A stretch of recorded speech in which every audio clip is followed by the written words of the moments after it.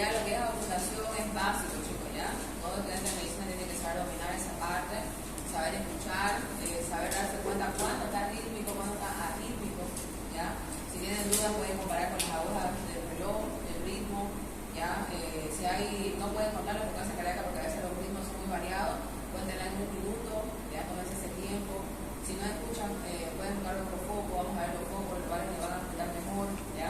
Pero por favor, esta parte es importantísima, no solo por el examen, sino porque le va a servir en su práctica médica a la especialidad que haga, ¿no? Siempre le ocultamos los bloqueos cardíacos, ¿ya? Así que, por favor, atención. Entonces, la ocultación es uno de los métodos clínicos más valiosos para el examen, obviamente, del corazón, especialmente para el diagnóstico de las afecciones valvulares, ¿ya? Si bien sabemos que los sonidos cardíacos son reflejos de las lesiones valvulares o de algunas valvulopatías, ¿no? Pueden ser reconocidas por su intermedio antes de que hayan determinado modificaciones en la forma y tamaño cardíaco o del electrocardiograma, ¿ya? Entonces, antes de afectarse las cavidades, de engrosarse cavidades, que veíamos algunos corazones grandes, cardiomegalia grado 4, cardiomegalia globales que veían en la imagen, van a surgir los ruidos, ¿no? Van a haber reconocimiento de los ruidos, como también va a haber soplo, ¿ya? Entonces se vamos a ir viendo, y también el electrocardiograma, que es básico en esa parte. Sirve también para reconocer los estados de claudicación miocárdica. Quiere decir claudicación, fallo, ¿ya? En el caso de que falle el músculo cardíaco como bomba, en el caso de insuficiencia cardíaca o un infarto, y las alteraciones del ritmo, ¿ya? Básicamente lo que más van a detectar y darse cuenta es el ritmo cardíaco. No es lo mismo algo que sea rítmico y sincronizado o algo que sea muy arrítmico, ¿no? Rápido y después lento. Constituye un método de exploración difícil de reemplazar, entonces no hay con qué reemplacemos, ¿ya? Actualmente están los estetoscopios electrónicos, por ejemplo, ¿ya? Que si bien nos ayudan a percibir mejor forma, más que todo se utiliza para grabar, ¿ya? Pero el esteto no va a ser reemplazado nunca lo que es un esteto básico, ¿no?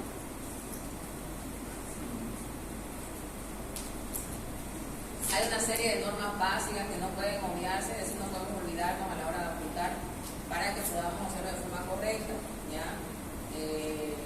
En primer lugar, debe practicarse en un ambiente tranquilo. Por eso en la visita médica siempre pedimos que se salgan los familiares, que hagan el silencio en los pasillos, ¿no? A veces llama la atención cuando la persona habla muy fuerte afuera, todo. ¿Por qué? Porque tenemos que tener un ambiente tranquilo y mejor con una luz velada. ¿Qué quiere decir una luz tenue? Dice, no, una luz muy fuerte que nos distraiga, para que nada distraiga nuestra atención. Se debe considerar la influencia de los ruidos de fondo, ¿ya?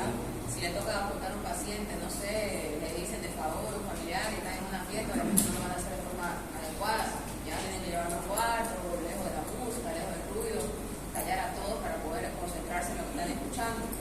Advirtiendo que tanto en los consultorios públicos como en la consulta privada existen siempre a veces con un nivel sorprendentemente elevado. Esto pasa en la consulta externa, ¿no? Por la cantidad de pacientes, por el apuro del médico, por ejemplo, normalmente no se da el ambiente y tenemos que revisarlo siempre. Los fenómenos acústicos del corazón son provocados por vibración, entonces son resultado de las vibraciones de las válvulas en realidad, ¿no? Cuya frecuencia oscila entre los 16 a 1000 Hz, ¿no? Que son medidas del sonido aproximadamente. El fonendoscopio con campana recoge bien los sonidos de frecuencia baja, como el arrastre presitólico de la estenosis mitral. Por ejemplo, cuando hay una estenosis mitral, que es un engrosamiento de la válvula, no se va a cerrar de forma correcta, va a haber este engrosamiento y va a generar el famoso ruido de galope. ¿Han escuchado el famoso ruido de galope? Recuerdan, en insuficiencia cardíaca era conocido como el L3 o tercer ruido, ¿ya? Adelantándonos un poco, el ruido, los ruidos normales del corazón, me gusta nombrarlo como el Bluetooth, ¿no? Que es la onomatopeya, se dice, ¿no? La sílaba que mejor define Bluetooth. Y cuando hay fallo del corazón en una insuficiencia cardíaca, aparece un tercer ruido, Bluetooth, pum, pasa otro, ¿no? Más o menos así, ¿ya? Entonces, el tercer ruido, o L3, que lo abrevian algunos autores, es un signo o un criterio que nos apoya a los criterios de insuficiencia cardíaca, ¿ya? Para los que quieran ir leyendo esa parte de insuficiencia cardíaca, hay los criterios de Framingham, ¿han escuchado? Para diagnosticar insuficiencia cardíaca, anótense por favor para que lo vayan repasando. Tenemos bastantes pacientes con insuficiencia cardíaca en el hospital, no sé, para que ustedes vayan sumando criterios. Esto le va a servir para la medicina interna cuando lleguen al año. Hay criterios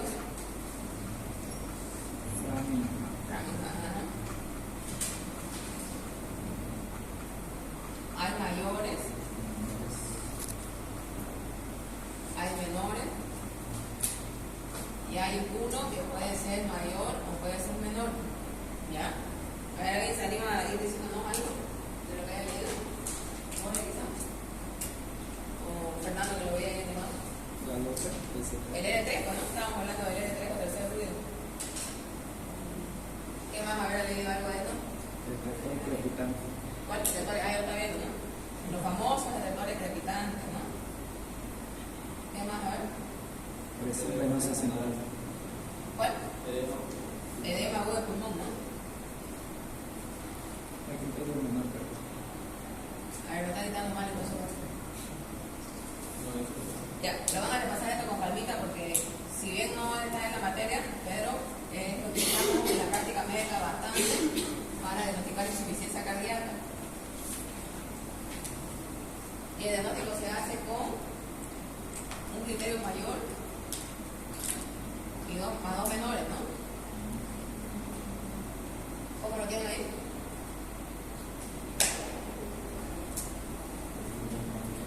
O tres menores. A ver si me confirma que tengo. Dice dos criterios mayores. Dos criterios mayores.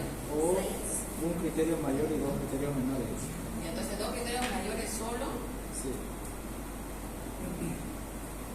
O dos menores, ¿no? Sí, o un criterio mayor y dos menores.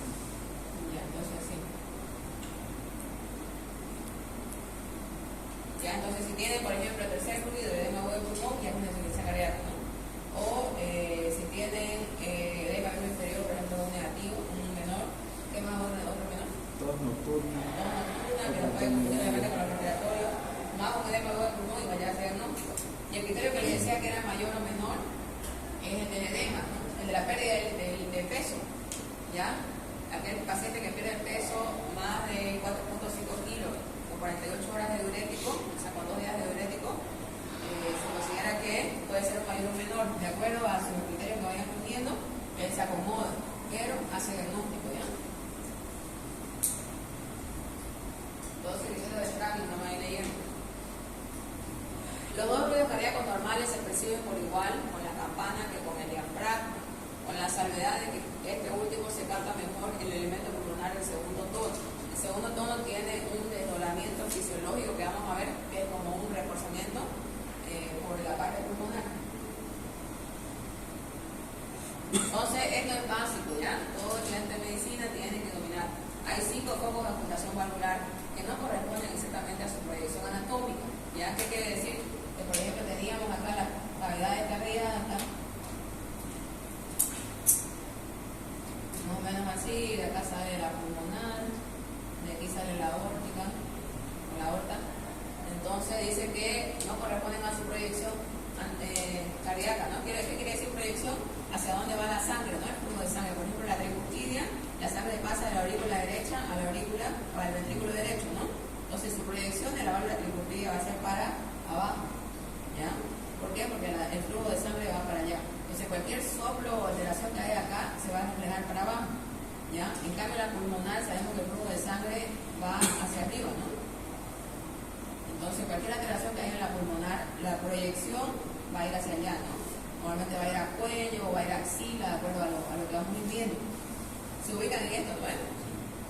Si bien los focos se ubican en la región anatómica donde están las válvulas, puede que algunos soplos no lo escuchemos ahí. ¿Por qué? Porque la proyección del flujo de sangre va hacia otro lado, ¿no?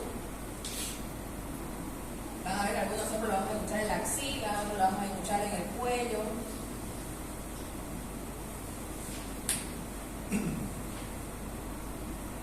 Entonces, preferentemente los puntos del corazón y los grandes vasos tienen contacto más íntimo con la pared torácica. Entonces es donde las válvulas están la parte más superficial con la pared torácica. Entonces esto de memoria, por favor, ¿ya? Nadie puede probar las materias de semiología si no dominan de memoria esto.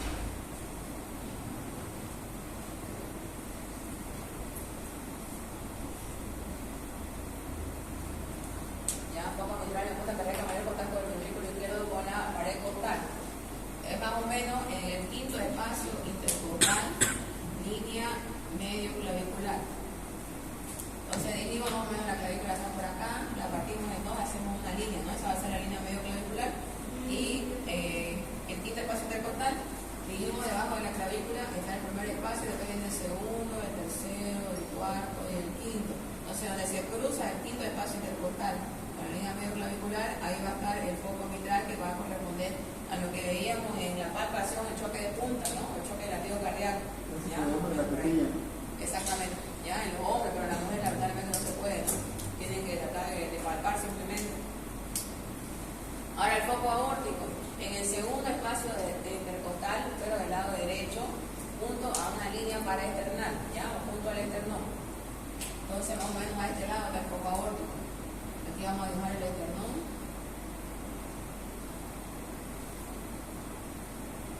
Entonces vamos a trazar una línea paraesternal, dice el libro, ¿no? Quiere decir que va pegada al esternón. Y en el segundo espacio intercostal, entonces dibujamos la clavícula y debajo de ella tiene que estar el segundo espacio intercostal, ¿no? Y ahí donde se chocan ambas líneas, ahí es justamente nuestro punto de auscultación. Obviamente en algunas personas va a variar porque pueden tener el esternón más grueso, entonces nunca van a auscultar sobre el hueso, pues no tienen que irse siempre a la parte más, a la parte blanda, palpar obviamente este borde, irse un poquito para abajo, igual el borde inferior de la clavícula, y ahí, ¿no? Entonces ese es el foco aórtico. Si se dan cuenta, la aorta entonces, como viene a ser el callado, justamente esa es su parte más superficial, ¿no? No tiene contacto más con la parte torácica. El foco tricúspido es facilito, en la base del apéndice cifoide o en la sexta articulación contrasternal derecha, cuando varía un poco hacia la derecha, ¿no? Entonces, normalmente para que no se pierdan, en la base del apéndice cifoide, ¿no? Sabemos que esta bolita del apéndice cifoide es cartílago, entonces podemos ocultar ahí, ¿no? Aquí obviamente va a variar en los obesos, va a variar en las embarazadas, ¿no? Tiene sus variaciones, pero se van a guiar a la palpación, siempre palpando el esternón y tratando de ver la parte más blanda, no van a ocultar nunca en el hueso, ¿no? ¿Se acuerdan que en edema teníamos que palpar donde haya una superficie ósea para que quede la fobia? Pero en este caso la ocultación tiene que ser en la parte blanda, ¿ya? Y dice que hay una pequeña variación en la sexta articulación contrasternal, entonces van palpando, ¿no? Primera, segunda, tercera, cuarta, quinta, sexta. Más o menos a la derecha van a variar un poquito, puede variar en algunos pacientes. Si no escuchan bien acá, pueden moverse un poquito a la derecha y variar ahí, ¿ya? Y por último, la pulmonar va a estar en el segundo espacio del lado izquierdo, igual en una línea paraesternal. Entonces la misma línea, el segundo espacio intercostal, la línea paraesternal, pero del lado izquierdo. Ahí va a estar el foco pulmonar, ¿ya? Entonces viene la contradicción, la foco aórtico está a la derecha, no se van a confundir, y el foco pulmonar está a la izquierda, ¿ya? A lo contrario de lo que sale en la base, ¿no? En la anatomía. Y miren, hay un foco accesorio de ERT, ya, un foco aórtico accesorio de ERT, que se llama el quinto foco de evolución cardíaca, que no muchos bomberos lo describen, pero que es pregunta de examen también, a la altura y algo a la izquierda en el esternón, o en el punto en una línea con el foco aórtico clásico, vimos nuestro foco aórtico clásico, dice, la punta del corazón corta en el borde izquierdo. Entonces dice que vamos a hacer una línea acá, y donde corta el corazón, foco aórtico con el foco de la base, y donde corta el esternón, más o menos ahí va a estar el foco accesorio de ERT, que sería el quinto. ¿Ya? Ahí sería el cruce, o si no dice a la altura de algo izquierda del esternón, ¿no? Siempre pegado al esternón. ¿Entre tercera y cuarta? ¿Cómo? Entre tercera y cuarta línea corta más o menos. Aproximadamente, pero esto va a variar. Ustedes lo que van a hacer es hacer su perpendicular, ¿ya?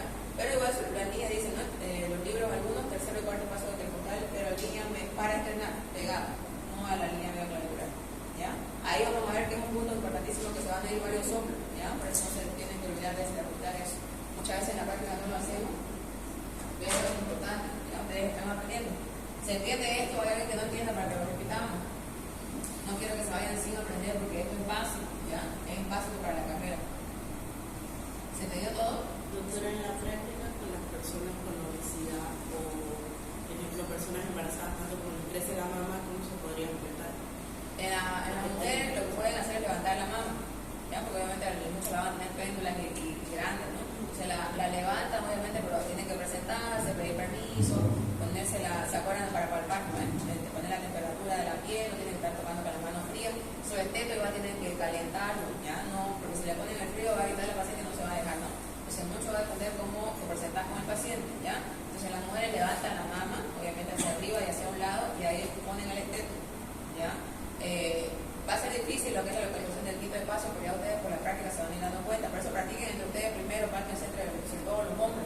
¿ya? Fíjese bien y de ahí en la paciente va a ser más fácil. ¿Y los obesos? En los obesos no va a disfrutar mucho, lo único que va a levantar para arriba, ¿ya? Entonces, en ellos puede que no tenga el quinto espacio, puede que tenga el cuarto porque el abdomen va a subir hacia arriba, embarazada igual, ¿no? ¿Ya? Entonces, todo, por ejemplo, va a subir un espacio en los obesos y en la embarazada, ¿ya? Pero los obesos mórbidos, ¿no? Los obesos que tenemos frecuentemente en la práctica, ¿no? ¿Ya? ¿Alguna otra duda? Siempre, por ejemplo, se van a guiar de su clavícula, que debajo de ella va a estar el segundo espacio, y su esternón, ¿ya? Y aquí la clavícula la van a palpar aquí y van a mandar una línea. Normalmente a la mitad de la línea, ¿se acuerdan? En anatomía hay una escotadura, ¿no? Hay como una irregularidad en la cara inferior. ¿Se acuerdan cómo se llama esa escotadura? Los anatomistas. Pasa una estructura importante por ahí, ¿no? Una estructura vascular. Por ejemplo, para colocar un acceso venoso central, nosotros palpamos una clavícula y donde hay la escotadura nos guiamos para meter la aguja, ¿no? ¿Se acuerdan qué vena pasa por ahí? La auricular izquierda. La subclavia, ¿ya? Entonces es un punto de referencia porque la subclavia justamente atraviesa por ahí, ¿ya? Entonces, si no se dan cuenta cómo está la clavícula, porque está obesa y todo, traten de palpar esa escotadura, ¿ya? Es como una irregularidad, pueden palparse como no se olvide, ¿ya? Y a veces va a ser su línea medio clavicular. La paratenal va a ser fácil porque normalmente el esternón uno lo ubica, ¿no? Por más que sea gordito, ¿ya? Y el cifoide no hay como se equivoque, ¿no? Porque se palpa cabalito del cartílago, ¿ya? Entonces eso, practiquen entre ustedes, sus familiares, escuchen bien, en un ambiente tranquilo, traten de conocerlo normal, ¿no? ¿Ya? Doctora, ¿el oro Sí. no importa o se puede hacer el Normalmente alto o empezamos- empezamos por las mitrales principalmente? Importante. Normalmente para hacerlo más didáctico lo hacemos así, ¿no? Este va a ser el primero, este va a ser el segundo, este va a ser el tercero y por último este va a ser el cuarto, para hacerlo de forma secuencial y no se olvide, ¿ya? Y este es el quinto que palpamos. ¿Ya? Eso con fines didácticos. Igual lo mismo que la ocultación pulmonar hacíamos así, ¿no? Pulmonar la base era comparar ambos emisores y empezar de arriba hacia abajo y después hacia adentro, ¿no? Bien. Ya esto lo sabía seguro ustedes, pero tienen que reforzarlo y no olvidarse porque todo el tiempo lo van a hacer.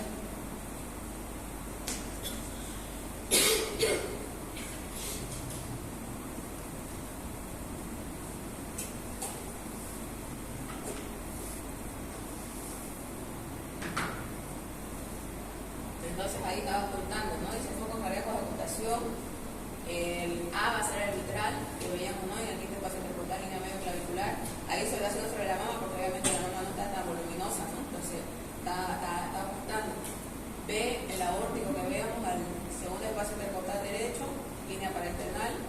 El C, tricupido en la base de la cifoide, un poco para la derecha en algunos pacientes, de acuerdo a lo que ustedes vayan escuchando mejor. Y la pulmonar en el segundo espacio intercortal izquierdo, línea parasternal izquierda, ¿no? No se van a confundir con los electrodos de electrocardiograma, ¿no? Que son en el cuarto, ¿ya? Ha pasado eso en los exámenes, se han confundido. Segundo son los de ocultación, ¿ya? La posición es otra importante que debe adoptar el médico al ocultar a los pacientes, es variable. Tienen que estar ustedes cómodos, no van a estar todos agachados ahí y esto se va a doblar, los codos se van a doblar, ¿no? Entonces, la que da mejor el resultado es la que se realiza con el paciente tranquilo. Eso también, si tenemos un paciente agitado, disnéico, normalmente los ruidos pulmonares van a sobreponerse y no van a poder escuchar los cardíacos, ¿ya? Entonces es la que se realiza con el paciente tranquilo, relajado, echado sobre la espalda, o sea, en el cúbito dorsal, con la parte superior del cuerpo ligeramente elevada a una posición semifoule, ¿ya? Se llama semifoule cuando está semisentado. El médico debe sentarse siempre a la derecha del paciente. Por eso cuando presentan pacientes los internos, siempre le digo vayan al lado derecho, porque normalmente la mayoría de las cosas son al lado derecho. ¿Ya? Sobre algunas maniobras abdominales vamos a ver que se va al lado izquierdo. Pero muchos fenómenos acústicos se detectan mejor en el cúbito lateral izquierdo por obvias razones, ¿no? Porque el corazón está al lado izquierdo y al ponerlo en ese cúbito va a tener más contacto con la caja torácica y vamos a escuchar mejor, ¿no? Como los que se originan, por ejemplo, en la válvula mitral, que está al lado izquierdo, generalmente son débiles y suaves. Los soplos diastólicos indecreciendo quiere decir que van disminuyendo de intensidad de la insuficiencia aórtica, así como la insuficiencia pulmonar, que hemos visto el punto de ocultación va a variar un poco en el tercer espacio, dice, en el borde parasternal izquierdo. Cuando hay insuficiencia va a disminuir un nivel. Tercera norma, el médico debe acostumbrarse a ocultar a los pacientes no solo en la apnea respiratoria. Quiere decir que, si bien lo vamos a ocultar con la respiración normal, aire y dejen de respirar hasta que ustedes apunten, ¿ya? Obviamente esto lo vamos a hacer en pacientes estables, no lo van a hacer en pacientes inéditos porque se va a morir, ¿no? Entonces, díganle que meta aire y deje de respirar un momento para que ustedes escuchen porque puede haber algunas variaciones, ¿ya? También con respiración normal, que es lo que estábamos viendo, la cual adquiere importancia singular en el desdoblamiento del segundo tono cardíaco y en el soplo tricuspidio, ¿ya? Entonces, en la respiración normal va a haber un desdoblamiento del segundo ruido que veíamos, ¿no? Que era un desdoblamiento fisiológico pulmonar y también en un soplo que ya es algo normal. Los soplos son más normales, ¿no? Tricuspidio. La apnea respiratoria es obligada para la captación de fenómenos acústicos débiles, por ejemplo, un soplo diastólico aórtico suave. Entonces, con la respiración normal vamos a escuchar lo normal, pero debemos también pedirle que entre apnea al paciente, o sea, que pare la respiración para que podamos escuchar mejor algunos sonidos más débiles, ¿no? Como dijimos, el soplo diastólico aórtico. El periodo expulsivo del ventrículo derecho, quiere decir su sístole, ¿no? Permanece prácticamente inalterado durante el ciclo respiratorio. Entonces no se afecta la sístole del ventrículo derecho. Lo que aparentemente se retrasa es el cierre sigmoideo de la pulmonar. ¿Ya? Entonces ahí veíamos la arteria pulmonar nuevamente para que no se olviden.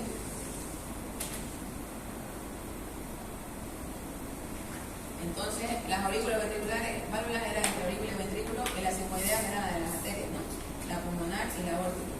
Entonces dice que lo que se va a alterar con la respiración va a ser el cierre sigmoideo de la arteria pulmonar, ya durante la respiración, es la reducción de la impedancia valvular pulmonar o el aumento de la capacidad. ¿Qué quiere decir? Que con la inspiración van a disminuir las fuerzas que evitan, digamos, para que se abra una válvula, para que me entiendan, una puerta, digamos, ¿no? Hay una fuerza que se impide, es como que Fernando está fuera de la puerta y impide salir a su compañero, ¿ya? Y hay otra que está en la impedancia. Y la capacitancia es la fuerza que hace que se abra, ¿ya? ¿Y quién no ejerce la fuerza que se abra? La sangre, ¿no? Porque es la que quiere salir. Y la impedancia lo va a generar la presión arterial pulmonar. ¿Alguna vez le he dicho que lea la presión arterial pulmonar? ¿Alguien leyó? ¿O se acuerda de fisiología? ¿Cómo es la? ¿Por ahí notando? 15 a 30 o 25 de la normal. Bien, entonces, la presión arterial pulmonar no es la misma que la presión arterial sistémica, ¿vale? Entonces, a nivel de esta arteria, hay una presión arterial pulmonar, sistólica de la pulmonar se llama, ¿no? Y esto normalmente lo miden en el ecocardiograma, ¿ya? Por eso cuando tenemos el cardiograma siempre leemos esta parte. Y es lo que decía Borges, una media de 25 y un diámetro o un rango de 15 a 30 milímetros de mercurio. ¿Ya? Entonces, la presión arterial, presión de la arteria pulmonar sería la impedancia, es decir, la que impide que se abra esta válvula, y la sangre que quiere salir de acá hacia los pulmones va a ser la capacitancia, ¿ya? Entonces, cuando el paciente está inspirando, va a haber un retraso del cierre de esto, justamente porque va a haber variaciones acá, entre la impedancia y la capacitancia, ¿ya? Entonces, eso es lo único que va a variar con la inspiración, en lo que ustedes le van a hacer apnea al paciente. ¿Le entienden lo que es apnea? ¿No es? Es ausencia de la respiración. Entonces, le hacen meter aire y lo dejan sin respirar, ¿ya? Entonces, en ese proceso de inspiración forzada va a haber ese retraso del cierre sigmoideo de la arteria pulmonar, ¿ya? Que debería ser como cuarta regla. Debemos habituarnos a un tipo sistemático de auscultación, ¿no? Lo que les decía, seguir un protocolo, unos pasos. Se inicia la auscultación de la punta cardíaca con la parte de la campana del estetoscopio y apuntamos los diversos puntos hasta llegar a la base, ¿ya? Entonces, lo que recomienda el libro en este caso es de la punta hacia la base, ¿no? Pasamos luego a la membrana del estetoscopio, que es la más sensible, para seguir con el mismo proceso de auscultación, pero siguiendo un orden inverso, partiendo de la base hasta llegar a la punta. Entonces, miren qué interesante. Con la campana vamos a ir de la punta hacia la base, ¿no? Y con la membrana al revés, ¿ya? Normalmente la práctica la hacemos directamente con la que tenemos más practicidad, que es de abajo hacia arriba, ¿no? Pero la semiología la tenemos que hacer por pasos, ¿no? Hacemos respirar normalmente al paciente para podernos hacer una idea clara, especialmente en la región pulmonar, sobre el desdoblamiento del segundo tono cardíaco, lo que hablaba, ¿no? En la inspiración va a variar, va a haber un retraso del del sonido del segundo ruido, por lo tanto vamos a escuchar un desdoblamiento de este segundo ruido.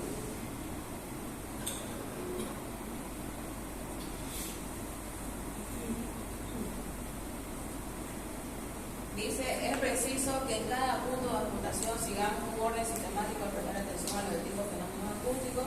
Primero concentraremos nuestra atención exclusivamente sobre los tonos cardíacos, el primer y el segundo tono, ¿no? El loop.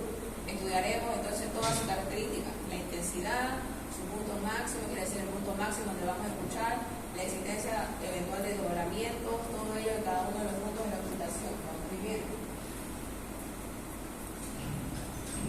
Gracias a esta apuntación sistemática podremos evitar que nos pase inadvertido, por ejemplo, un soplo diastólico muy débil o un tercer tono cardíaco tenue encubierto por un soplo sistólico muy sonoro, que según enseña la experiencia corremos el riesgo de limitarnos a él para que luego nos pase totalmente inadvertido. Entonces primero tenemos que aprender a escuchar los ruidos normales, ¿ya?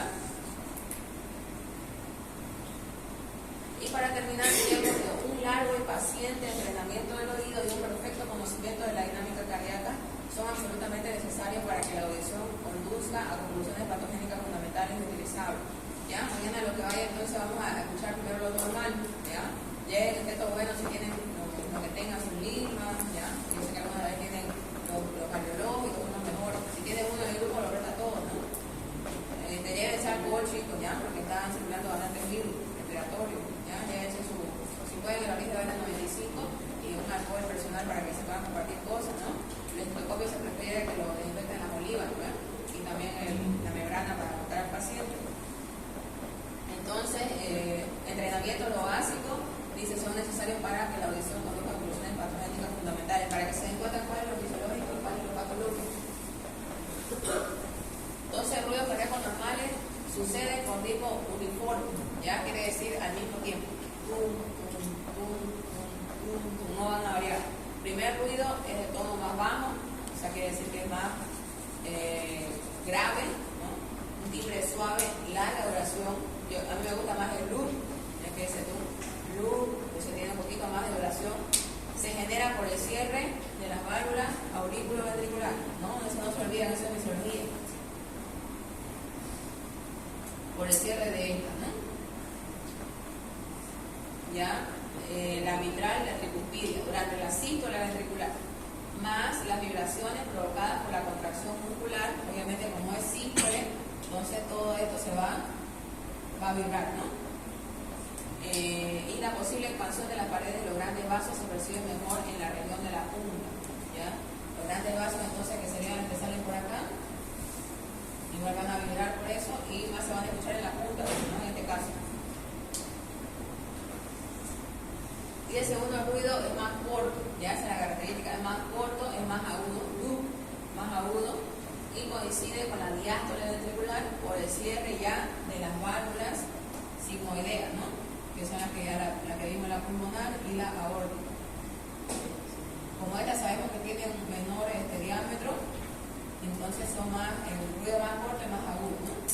Y ya los ventrículos se relajan y lo que se contrae son las arterias, ¿no? Porque sale por ahí. Entonces, su brevedad se implica debido a que la vibración de las válvulas que determina el cierre sigmoideo desaparece prontamente, obviamente porque son más angostas, debido a que la misma sangre a presión contenida en la aorta y la pulmonar al principio de la diástole apaga las vibraciones de la válvula semilunar, ¿ya? Entonces, ese es otro mecanismo. La fase áfona quiere decir la fase donde no hay ruido. Entre el primer y el segundo ruido cardíaco es el pequeño silencio. También está el grupo de fisiología, ¿se acuerdan? Estaba el L1 y el L2 y al medio el S1, ¿se acuerdan? Ya, que significa el primer silencio, ¿no? El primer silencio que era pequeño, ¿ya? Y intermedia entre el segundo y el posterior primer ruido que va a haber por acá va a ser el S2, que era el gran silencio, ¿no? Los dos ruidos señalan el principio de la sístole y el final de la sístole, ¿no? El gran silencio, incluido el tercer ruido, es la diástole. Ya sabemos que la relajación ventricular o diástole es más prolongada, entonces por eso va a haber más el S2. La sucesión del primer ruido pequeño, del primer ruido, pequeño silencio,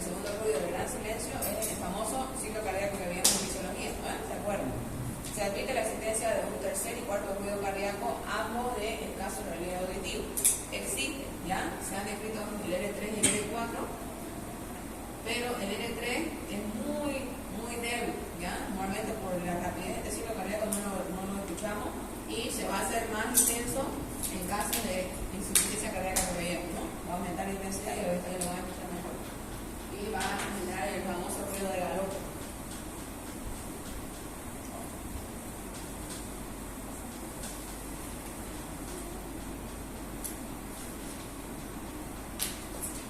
El tercer ruido, entonces dijimos, es sordo, de tono bajo, asemeja el eco apagado del segundo, coincide con la fase de llenado rápido ventricular cuando se abren las válvulas auriculoventriculares nuevamente, se percibe más en el decúbito lateral izquierdo a nivel del cuarto y quinto espacio intercostal y en inspiración forzada, es decir, al contrario le vamos a hacer botar el aire y lo detenemos ahí. Acrece, quiere decir que aumenta con las maniobras que aumentan el retorno venoso e incrementan el relleno rápido ventricular, como si le hacemos hacer ejercicio al paciente, si le hacemos compresión abdominal, ¿ya? O le hacemos, hay una maniobra que se utiliza para aumentar el retorno venoso, también es una maniobra, han visto seguro en los videos, para elevar la presión arterial de forma rápida. No sé si han visto en un hospital normalmente le levantan la frente al mismo tiempo a los pacientes, ¿no? Y esto con el objetivo de que todo el retorno venoso de las extremidades inferiores se vaya al corazón y nos ayude a levantar la presión. Entonces en este caso lo vamos a utilizar para escuchar el tercer ruido, ¿ya? Entonces el paciente echado en el cúbito dorsal tiene que ser unas dos personas obviamente porque si es un hombre pesado, ¿no? Y le levantamos ambas piernas al mismo y los brazos al mismo tiempo hacia arriba, se llama la famosa posición de azulay, ¿ya? Y que nos incrementa la intensidad del tercer ruido para que podamos escuchar, ¿ya? En caso de la emergencia se utiliza para aumentar el retorno venoso y elevar la presión arterial. Entonces aquí lo que le dibujaba, ¿no? El primer ruido entonces, el famoso loop, el pequeño silencio. El segundo, miren cómo este dura más, es más grave, más sordo, quiere decir. La pequeña pausa, este es más breve, es más agudo, ¿ya? Y de ahí viene la pausa larga. Entonces eso no se olvida nunca, ¿no? Y el cuarto ruido, vamos a ver por qué se genera el cuarto ruido. Que estaba escrito, pero normalmente no lo escuchamos. Es originado por la contracción auricular, ¿ya? Recordemos que hay una pequeña contracción auricular y distensión telediastólica ventricular, consiguiente que sería el tono atrial, ¿no? Sabemos que las aurículas son más delgadas, pero tienen un tono también. Esta denominación es contradictoria, pues se trata de un fenómeno que se manifiesta al inicio de la revolución cardíaca, al inicio de la sístole, ¿no? Su frecuencia en los sujetos jóvenes y sanos varía del 0 al 5%, se capta mejor en la base de la apéndice sifoide y en el tercer y cuarto espacio intercostal izquierdo, más o menos en el foco tricuspidio, ¿no? No tiene mucha relevancia, solo para que ustedes lo sepan, ¿no? Aparte de los ruidos normales, hay una serie de ruidos anormales que hay que tener en cuenta, como es el ruido de molino, sincrónico con la sístole cardíaca, se oculta en casos de hidroneumopericardis, ¿ya? Estos ruidos se consideran anormales, pero no son soplos, ya son ruidos solamente. Lo vamos a ver, por ejemplo, el hidroneumopericardis es una situación de emergencia, entonces no se va a presentar muy frecuente, ¿no? Ruido de chapoteo por la remoción de gases y también líquidos contenidos en un estómago que está dilatado, por ejemplo, en los casos de constipación crónica, en los casos de ilio, ¿no? Cuando hay una parálisis del estómago que se llena de gases, o también hay hernia, ya no estuvieron cuando hubo el paciente de la hernia diafragmática. Hernia diafragmática es cuando una parte del intestino entra a tórax, entonces en el tórax también va a haber aire, ¿ya? El ruido metálico en el neumotórax a presión del lado izquierdo durante la sístole cardíaca, ¿ya? Cuando hay neumotórax hipertensivo, quiere decir aire dentro de la cavidad pleural, va a generar este ruido metálico. Y por último, el ruido crujiente, burbujeante en el neumomediastino. Ya el neumomediastino igual es una situación de emergencia que va a dificultar la respiración. Inhibe en adolescentes es extracardíaco, sistólico y diastólico. Entonces, en ambos ruidos, ¿no? Tanto la intensidad como el tono guardan relación con varias características. Ya, entonces, aquí la intensidad y el tono van a variar por el grosor. Han visto esos pacientes con cardiomegalia, ¿no? Conductibilidad sonora de los tejidos interpuestos del corazón y el oído. Cuando hay líquido pleural, cuando hay derrame pericárdico, ¿no? Va a dificultar. La pared torácica delgada y vibrátil del niño, del adolescente, o el pectus excavatum que veíamos en los pacientes, ¿se acuerdan? Con enfermedad pulmonar obstructiva crónica. El pulmón elástico tiene consecuencias opuestas a la gruesa pared del obeso y el amplio tórax del episematoso. El episematoso era aquel paciente que tenía retención de aire, no podía expulsar el aire. También va a depender la velocidad con la que se produce la tensión valvular. La intensidad del primer ruido depende más de la velocidad con que se eleva la presión intraventricular por una síntoma enérgica que de su grado. La del segundo ruido de la velocidad del cierre de la válvula sigmoidea. A su vez, en relación con la diferencia de presión existente entre las arterias pulmonar y la aorta por un lado y las cavidades ventriculares en los momentos iniciales de la diástole por el otro. Entonces también va a depender del grosor de los ventrículos, ¿no? Si hay un ventrículo demasiado grueso, imagínense lo que va a quedar ahí dentro de la cámara cardíaca, va a generar mucha presión hacia adentro y obviamente este ruido va a aumentarse mucho más, ¿no? La mayor o menor distancia entre el origen del ruido y el fonendoscopio, pues la propagación a distancia disminuye y transforma los elementos sonoros. Por ejemplo, los ruidos del corazón derecho al ser más débiles que los del izquierdo, obviamente porque el derecho es más delgado, ¿no? Se atenúa con mayor rapidez, pero la situación anatómica anterior del corazón derecho del tórax compensa en parte esta pérdida. Entonces, normalmente en el tórax, en la cara anterior del corazón, si se acuerdan, estaba más acá el ventrículo derecho y el ventrículo izquierdo más hacia la izquierda. Entonces, donde vamos a ocupar, vamos a tener contacto más con el ventrículo derecho. Por esa parte vamos a comenzar. También la intensidad va a variar el estado anatómico del aparato valvular. Recordemos que la acentuación clásica del primer ruido de la estenosis mitral y del segundo de la esclerosis aórtica, ambos procesos con válvulas engrosadas y densas. ¿Ya? Entonces tenemos la válvula.